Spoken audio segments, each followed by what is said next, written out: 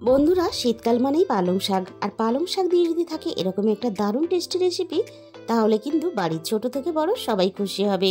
আর এইভাবে রান্না করে তুমি যদি কাউকে খাও, তাহলে সেও কিন্তু জানতে চাইবে তুমি কিভাবে এই রেসিপিটা বানিয়েছো। আর রেসিপিটা বানাতে খুব বেশি সময়ও লাগে না। রেসিপিটা শেষ পর্যন্ত দেখার জন্য তোমাদের কাছে আমার অনুরোধ রইল। আর এই রান্নার জন্য আমি এক আটি পালং শাক খুব ভালোভাবে ধুয়ে পরিষ্কার করে মাঝখান থেকে অর্ধেক করে কেটে নিয়েছি। আর এই রান্নার জন্য আমি একটা ছোট সাইজের বেগুন পিছনের দিক থেকে অল্প একটু বাদ দিয়ে আমি গোটা বেগুনটা এইভাবে একটু লম্বা লম্বা করে কেটে নিয়েছি। আর পালং শাক আর বেগুন এই রান্নার জন্য এইভাবে একটু বড় বড় করে কেটে নিতে হবে। তাহলে চলো রান্নাটা আমি কিভাবে করেছি সেটা দেখে নেওয়া যাক। প্রথমে আমি কড়াইয়ের মধ্যে অল্প একটু বাটার দিয়ে দেব।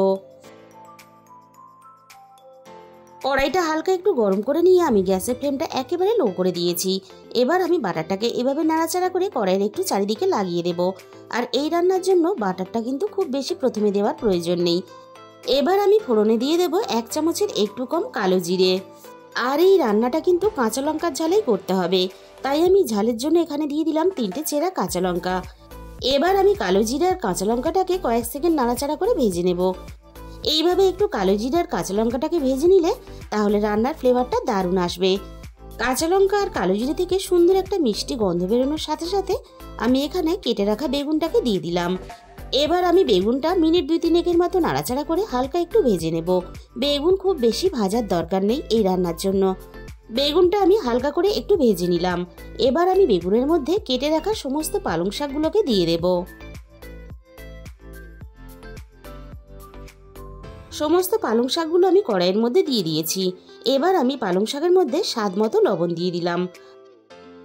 এবার আমি পালং শাকের মধ্যে দিয়ে দেব অল্প একটু হলুদের গুঁড়ো। খুব বেশি কিন্তু হলুদ দেওয়ার প্রয়োজন নেই। গ্যাসের ফ্লেমটা একেবারে লোতে রেখে এবার আমি পালং শাকগুলো উপর নিচ করে খুব ভালোভাবে লবণ আর হলুদটাকে মিশিয়ে নেব।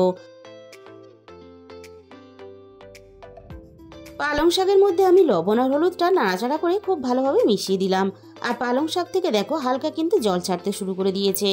পালং শাক আর বেগুনটা যাতে খুব তাড়াতাড়ি একসাথে নরম হয়ে যায়, তার জন্য কিন্তু আমি গ্যাসের ফ্লেমটা একেবারে লোতে রেখে মিনিট 5 মতো ঢাকা দিয়ে দিলাম। ঠিক 5 মিনিট পরে আমি কড়াই থেকে ঢাকাটাকে সরিয়ে নিলাম। আর এই রান্নাতে আমি কিন্তু কোনো রকম জল ব্যবহার করব না। এই পালং শাকের জলেই কিন্তু আমি বেগুন আর পালং শাক একসাথেই এইভাবে নাড়াচাড়া করে রান্নাটা করে নেব। বন্ধুরা, তোমরা হয়তো পালং শাকের অনেক রকমের রেসিপি বানিয়ে খেয়েছো, তবে পালং শাকের এই রেসিপিটা কিন্তু বাড়িতে অবশ্যই একদিন হলেও ট্রাই করে দেখো। বেগুন আর পালং শাক দেখো একসাথে নাড়াচাড়া করে আমি খুব ভালোভাবে ভেজে নিলাম। আর দেখো পালং শাক আর বেগুন দুটোই কিন্তু খুব ভালোভাবে সিদ্ধ হয়ে নরম হয়ে গেছে।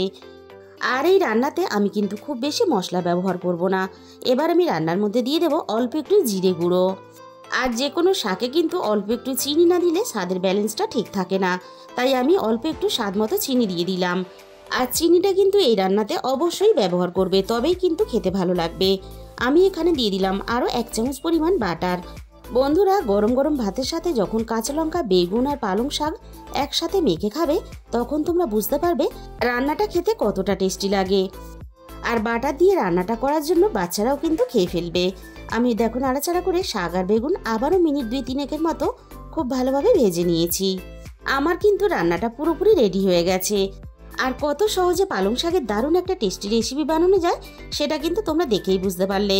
তাহলে বন্ধুরা, আজকের এই রেসিপিটা ভালো লাগলে ভিডিওতে একটা লাইক করে দিও আর নিজেদের বন্ধুদের মধ্যে শেয়ার করে দিও। আর এরকম নতুন নতুন ঘরোয়া রেসিপি পেতে আমার চ্যানেলটাকে সাবস্ক্রাইব করে পাশে থাকার অনুরোধ রইল। আর তার সাথে পাশে থাকা বেল আইকনটা ক্লিক করে অল করে দিও, তাহলে আমি যখনই কোনো নতুন রেসিপি আপলোড করব সবার আগে তোমার কাছে পৌঁছে যাবে। আর তোমাদের মূল্যবান সময় দিয়ে আমার এই রেসিপিটা দেখার জন্য তোমাদের সবাইকে অসংখ্য ধন্যবাদ।